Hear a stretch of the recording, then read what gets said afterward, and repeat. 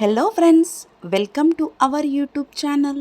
ఈరోజు నేను క్యారెట్ బీట్రూట్తో ఒక మంచి రెసిపీ చేయబోతున్నాను. పిల్లలు కూడా చాలా ఇష్టపడతారు. ఇప్పుడు ఇంగ్రీడియంట్స్ చూద్దాం.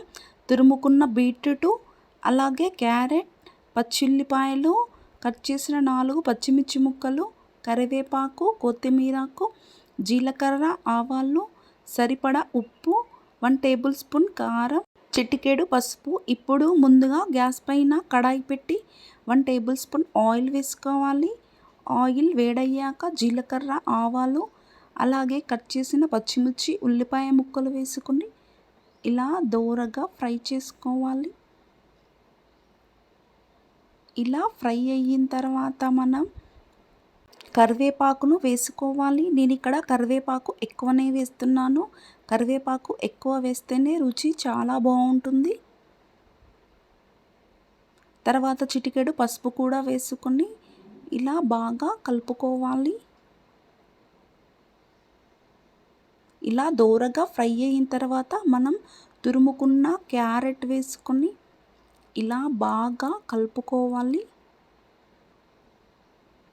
ఇలా ఒకసారి ఫ్రై చేసుకున్న తర్వాత తురుముకున్న బీట్రూట్ని కూడా వేసుకొని 2 మిక్స్ అయ్యేలాగా బాగా కలుపుకోవాలి.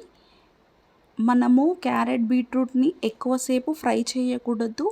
ఒక 5 మినిట్స్ మాత్రమే ఫ్రై చేయాలి. ఎందుకంటే క్యారెట్ బీట్రూట్లో ఉన్న పోషకాలన్నీ వెళ్ళిపోతాయి కాబట్టి మనం కొంచెం సేపే కర్రీని ఫ్రై చేయాలి.